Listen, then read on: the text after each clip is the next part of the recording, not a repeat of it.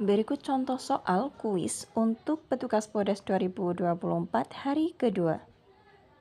Hai, Assalamualaikum warahmatullahi wabarakatuh. Selamat datang saya ucapkan di Uswa Ulia Channel yang masih sama membahas tentang beragam aplikasi dan informasi. Apa kabar teman-teman semua? Semoga selalu dalam lindungan Allah Subhanahu wa taala. Amin amin ya robbal alamin. Terima kasih disampaikan bagi teman-teman yang telah mengklik video ini. Dan pada pembahasan pada kali ini pastikan untuk simak video ini sampai selesai ya. Jangan di skip agar tidak gagal paham. Juga pastinya tidak ada informasi yang terlewatkan. Baik, langsung saja masuk ke pembahasannya. Untuk video kali ini akan saya informasikan atau saya share untuk contoh soal kuis harian bagi petugas pendataan Podes 2024 hari kedua atau kuis kedua ya, di hari kedua kegiatan pelatihan petugas Podes 2024. Sebagai informasi untuk kalian semua bahwasanya untuk soal kuis harian kedua atau soal kuis di hari kedua sama dengan hari sebelumnya, dan juga untuk pretest jumlahnya maksudnya ya, yaitu terdiri dari 10 soal. Dan sebagai informasi untuk teman-teman, kalau kuis harian pertama yaitu untuk evaluasi kembali bagaimana pemahaman materi teman-teman sesudah kegiatan pelatihan, di mana sudah diberikan materi mulai dari blok 1 sampai dengan blok 4. Dan untuk harian kedua atau di hari kedua dimulai yaitu pembahasan dari blok 5 sampai dengan blok 8. Dan berikut adalah soal-soalnya. Soal yang pertama, di bawah ini yang termasuk kriteria posyandu aktif adalah melakukan kegiatan rutin posyandu minimal 2 kali per tahun dalam bulan berbeda, cakupan minimal 50% sasaran imunisasi mendapatkan layanan gizi imunisasi dan KB, tidak memiliki alat pemantauan pertumbuhan dan perkembangan, memiliki minimal 1 orang kader. Untuk pilihan yang saya pilih adalah pilihan yang pertama. Mohon dikoreksi apabila dalam saya memberikan pilihan atau dalam saya menjawab soal ada yang keliru ya. Soal yang berikutnya, ciri-ciri pemukiman kumuh menurut Podes 2024 sebagai berikut. Kecuali, ini ada kata pentingnya yaitu kecuali, yang artinya yang bukan termasuk ciri-ciri pemukiman kumuh menurut Podes 2024. Apakah yang sanitasi lingkungan buruk, banyak rumah yang tidak layak huni, banyak penduduk miskin, atau penduduk atau bangunan sangat padat. Dan yang tidak termasuk dalam ciri-ciri pemukiman kumuh menurut Podes 2024 adalah pilihan yang ketiga, yaitu banyak penduduk miskin. Soal yang selanjutnya, jarak untuk mencapai sarana pendidikan terdekat diisi ketika jumlah lembaga pendidikan negeri dan swasta terisi 0, jumlah lembaga pendidikan swasta terisi 0, jumlah lembaga pendidikan negeri dan swasta terisi lebih dari 0, jumlah lembaga pendidikan negeri terisi 0. Ini berdasarkan materi yang sudah saya terima.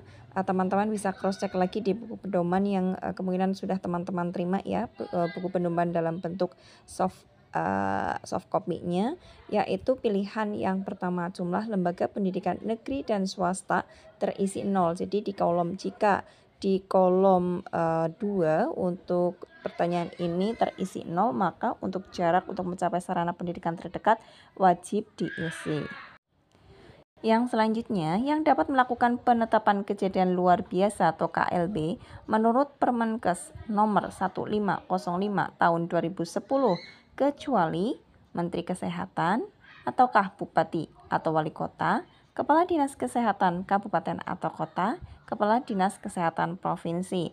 Ini berdasarkan materi yang sudah saya terima, yang dapat melakukan penetapan kejadian luar biasa ini menurut Permenkes nomor 1501 tahun 2010 bisa Menteri Kesehatan, Kepala Dinas Kesehatan Kabupaten atau Kota, atau Kepala Dinas Kesehatan Provinsi. Jadi yang tidak termasuk ya, karena ini ada kata kunci yaitu kecuali, maka pilihan yang kedua yaitu Bupati atau Wali Kota.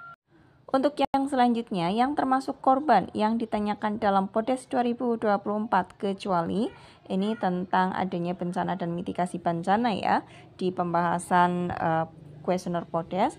Dan yang termasuk korban yang di sini adalah korban mengungsi, korban sakit, korban meninggal, Seperti itu ya. Jadi yang karena ini pertanyaannya adalah ada kata kecuali, maka yang tidak termasuk korban pada Podes 2024 adalah korban harta. Artinya pilihan yang saya pilih adalah korban harta. Soal selanjutnya, lahan non-pertanian yang luasnya dicatat dalam pendataan Podes adalah sebagai berikut, kecuali apakah puskesmas, perumahan, lapangan, atau kolam ikan. Dan untuk soal ini sama yang ada di soal pretest juga soal pada kuis ke-1 ya, kuis hari ke-1. Jadi jawaban yang paling tepat adalah pilihan yang keempat, yaitu kolam ikan. Karena kolam ikan ini masuk dalam lahan pertanian non-sawah. Soal yang selanjutnya, pengumpulan data jumlah tenaga kesehatan pada rincian 706 yang dirinci menurut jenis kelamin adalah apakah apoteker, pilihan kedua dokter spesialis gigi, yang ketiga bidan, yang keempat dokter umum atau spesialis. Dan berdasarkan yang dimaksud pada blok 7 ya, untuk yang diminta dirinci menurut jenis kelamin adalah pilihan yang keempat, yaitu dokter umum atau spesialis. Soal yang selanjutnya, jenis disabilitas yang dicakup dalam Podes antara lain, ini jawaban yang paling sesuai adalah yang mana? Apakah pilihan yang pertama yaitu tunagrahita, lumpuh, stroke, tunarungu, wicara, ataukah yang B tunarungu, autoimun, tunanetra, ataukah yang ketiga tunanetra, tunawicara, tunadaksa, atau yang pilihan terakhir yaitu tunanetra, tunawisma, tunalaras. Dan jawaban yang paling sesuai disabilitas yang dicakup dalam Podes yaitu pilihan yang ketiga, yaitu tunanetra, tunawicara, tunadaksa. Untuk pilihan pertama ada lumpuh stroke, itu tidak termasuk ya. Kemudian untuk yang kedua ada autoimun, itu tidak termasuk juga. Dan pilihan yang keempat adalah tunawisma, itu dan tunalaras juga tidak termasuk. Kemudian soal berikutnya, berikut adalah beberapa ciri-ciri air yang tercemar antara lain kecuali. Jadi sebenarnya untuk ciri-ciri air tercemar itu bisa berwarna, keruh, kemudian berasa, berbusa, seperti itu ya, berbau. Maka yang tidak termasuk ini adalah pilihan yang paling mendekati menurut saya adalah pilihan yang kedua, yaitu keruh, berwarna, berasa, bersuhu dingin, karena ada satu indikasi yang tidak dimaksudkan, yaitu ada kata bersuhu dinginnya. Untuk soal yang terakhir pada kuis harian di hari kedua, jenis bencana alam yang ditanyakan di Podes 2024 kecuali yang tidak termasuk apakah kekeringan, tsunami, badai, atau puting beliung. Dan yang memang termasuk dan ada di buku pedoman ada kekeringan, termasuk tsunami, termasuk puting beliung, tanah longsor, dan lain sebagainya. Dan yang tidak termasuk di sini adalah pilihan yang ketiga, yaitu badai. Ya, demikian yang dapat disampaikan untuk pembahasan kali ini. Semoga informasi ini bermanfaat bagi teman-teman. Bagi yang merasa informasi ini bermanfaat, bisa silakan di-share saja ke media sosial yang teman-teman miliki. Akhir kata, wassalamualaikum warahmatullahi wabarakatuh.